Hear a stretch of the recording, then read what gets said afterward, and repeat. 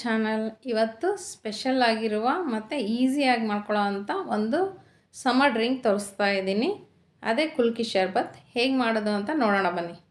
ಒಂದು ಅರ್ಧ ಸ್ಪೂನು ಸಬ್ಜಾ ಸೀಡ್ ತೊಗೊಂಡಿದ್ದೀನಿ, ಅಂದರೆ ಬೇಸಿಲ್ ಸೀಡ್. ಇದನ್ನು ಕಾಮಕಸ್ತೂರಿ ಬೀಜ ಅಂತಾರೆ. ಇದನ್ನು ಒಂದು ಅರ್ಧ ಸ್ಪೂನ್ ಮಾತ್ರ ನೆನಾಕ್ತಾ ಇದ್ದೀನಿ ನೀರು ಹಾಕಿ.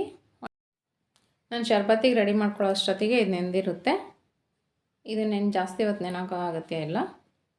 ಒಂದು ಅರ್ಧ ಸ್ಪೂನ್ ಅಷ್ಟೇ ನೆನಾಕಬೇಕು, ಯಾಕೆಂದರೆ ನೆಂದಾಗ ಇದು ತುಂಬ ಆಗಿರುತ್ತೆ. ಈಗ ನೆಕ್ಸ್ಟು ನಾನು ಶುಗರ್ ಸಿರಪ್ ಮಾಡ್ಕೊಳ್ಳೋಕೆ ಇಟ್ಕೊಂಡಿದ್ದೀನಿ. ಯಾಕೆಂದರೆ ಈ ಥರ ಮಾಡಿದಾಗ ಶರ್ಬತ್ತು ತುಂಬ ಟೇಸ್ಟಿಯಾಗಿ ಬರುತ್ತೆ.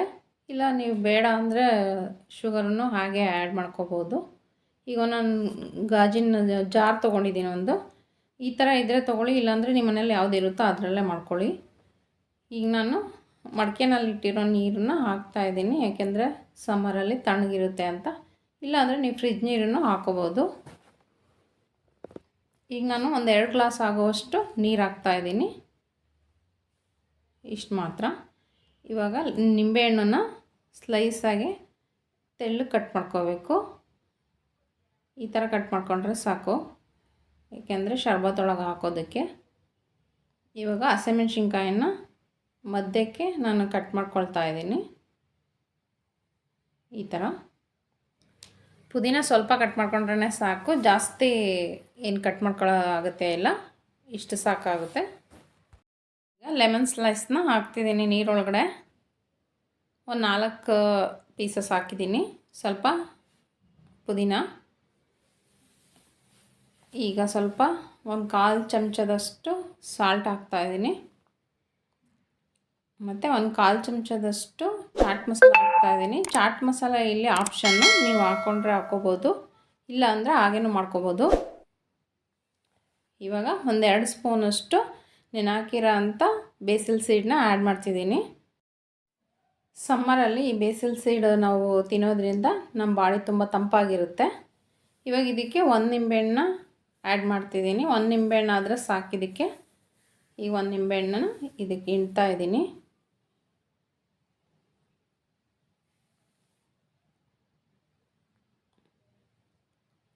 ಈಗ ಒಂದು 4 ಸ್ಪೂನು ನಾನು ಶುಗರ್ ಸಿರಪ್ನ ಆ್ಯಡ್ ಮಾಡ್ತಿದ್ದೀನಿ. ನಿಮಗೆ ಸ್ವೀಟ್ ಜಾಸ್ತಿ ಬೇಕಂದ್ರೆ ಹಾಕೋಬೋದು.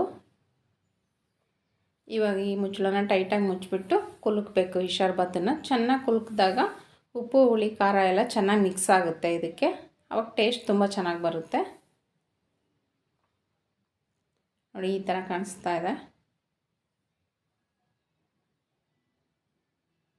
ಒಂದು 2 ಸಾರಿ ಕುಲ್ಕಿದ್ರೆ ಸಾಕು. ಇವಾಗ ರೆಡಿಯಾಗಿದೆ ಇದು. ಇವಾಗ ಸರ್ವಿಂಗ್ ಗ್ಲಾಸಿಗೆ ಒಂದು 2 ಸ್ಲೈಸ್ ಲೆಮನ್ ಹಾಕ್ಕೊಳ್ತಿದ್ದೀನಿ, ಒಂದು 2 ಪುದೀನ ಎಲೆಗಳನ್ನ, ಆಮೇಲೆ ಒಂದು 3 ಐಸ್ ಕ್ಯೂಬ್ ಹಾಕ್ಕೊಳ್ತಿದ್ದೀನಿ. ಇವಾಗ ರೆಡಿ ಮಾಡಿರುವ ಕುಲ್ಕಿ ಶರ್ಬತ್ನ ಇದಕ್ಕೆ ಆ್ಯಡ್ ಮಾಡ್ತಿದ್ದೀನಿ. ಈ ಸಮ್ಮರ್ಗೆ ಈ ಡ್ರಿಂಕು ತುಂಬಾ ರಿಫ್ರೆಶಿಂಗ್ ಆಗಿರುತ್ತೆ, ಮತ್ತು ನಮ್ಮ ಬಾಡಿ ಡಿಹೈಡ್ರೇಷನ್ ಆಗೋದನ್ನು ತಡೆಯುತ್ತೆ. ಸಮ್ಮರ್ಗೆ ಒಂದು ಒಳ್ಳೆ ಡ್ರಿಂಕ್ ಅಂತಲೇ ಹೇಳ್ಬೋದು. ಇದನ್ನು ಪ್ರತಿಯೊಬ್ಬರು ಕುಡಿಬೋದು. ಇದನ್ನು ಮಾಡಿಕೊಂಡು ಡಯಟ್ ಮಾಡೋರು ಹನಿ ಆ್ಯಡ್ ಮಾಡಿಕೊಂಡು ಮಾಡ್ಕೋಬೋದು, ಆವಾಗಲೂ ತುಂಬ ಚೆನ್ನಾಗಿರುತ್ತೆ ಇದು. ಇವಾಗ ಇದು ರೆಡಿಯಾಗಿದೆ. ಈಗ ಮಕ್ಕಳಿಗೋಸ್ಕರ ಇನ್ನೊಂದು ಡ್ರಿಂಕನ್ನು ತೋರಿಸ್ತಾ ಇದ್ದೀನಿ. ಇವಾಗ ಆರೆಂಜ್ ಜ್ಯೂಸ್ ಆ್ಯಡ್ ಮಾಡ್ತಾಯಿದ್ದೀನಿ. ಇದು ಒಂದು ಹಣ್ಣಿನ ಜ್ಯೂಸು. ಈಗ ನೆಕ್ಸ್ಟು ಅರ್ಧ ನಿಂಬೆಹಣ್ಣು ಇಟ್ಕೊಳ್ತಿದ್ದೀನಿ. ಮಕ್ಕಳಿಗೆ ಈ ಥರ ಮಾಡಿಕೊಟ್ಟಾಗ ಅವ್ರಿಗೆ ವಿಟಮಿನ್ ಸಿ ಸಿಗುತ್ತೆ, ಮತ್ತು ರಿಫ್ರೆಶಿಂಗ್ ಆಗಿರುತ್ತೆ. ಅವರು ಬಿಸಿಲಲ್ಲಿ ಸ್ಕೂಲಿಗೆ ಕಾಲೇಜ್ಗೆ ಹೋಗಿ ಬಂದಾಗ ಊಟ ತಿಂಡಿ ಕೇಳಲ್ಲ, ಏನಾದರೂ ತಂಪಾಗಿರೋದು ಕುಡಿಯೋದಕ್ಕೆ ಇಷ್ಟಪಡ್ತಾರೆ. ಆವಾಗ ಈ ಥರ ಜ್ಯೂಸನ್ನ ಮಾಡಿಕೊಡ್ಬೋದು.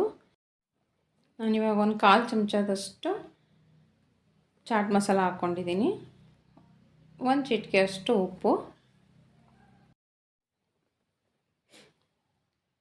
ಇವಾಗ ಒಂದು 2 ಐಸ್ ಕ್ಯೂಬ್ ಹಾಕ್ಕೊಳ್ತಿದ್ದೀನಿ.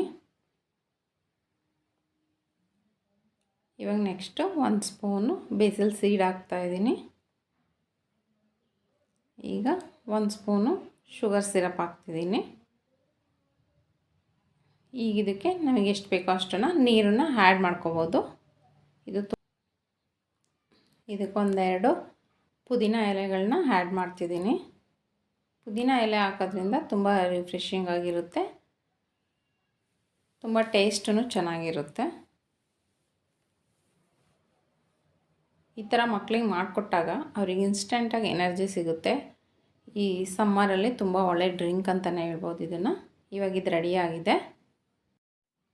ಮಕ್ಕಳಿಗೆಲ್ಲ ಇವಾಗ ಎಕ್ಸಾಮ್ ಸ್ಟಾರ್ಟ್ ಆಗಿದೆ. ಅವ್ರು ಓದೋದು ಎಷ್ಟು ಮುಖ್ಯನೋ ಅವ್ರ ಹೆಲ್ತೂ ಅಷ್ಟೇ ಮುಖ್ಯ ಆಗಿರುತ್ತೆ. ಮಕ್ಕಳಿಗೆ ಈ ಥರ ಒಂದು ಜ್ಯೂಸ್ ಮಾಡಿಕೊಟ್ಟಾಗ ಅವ್ರ ಹೆಲ್ತೂ ಚೆನ್ನಾಗಿರುತ್ತೆ. ನನ್ನ ರೆಸಿಪಿ ಇಷ್ಟ ಆಗಿದ್ದಲ್ಲಿ ಒಂದು ಲೈಕ್ ಮಾಡಿ. ಪ್ಲೀಸ್ ನನ್ನ ಚಾನಲ್ಗೆ ಸಬ್ಸ್ಕ್ರೈಬ್ ಮಾಡ್ಕೊಳೋದನ್ನು ಮರಿಬೇಡಿ. Thank you for watching my video.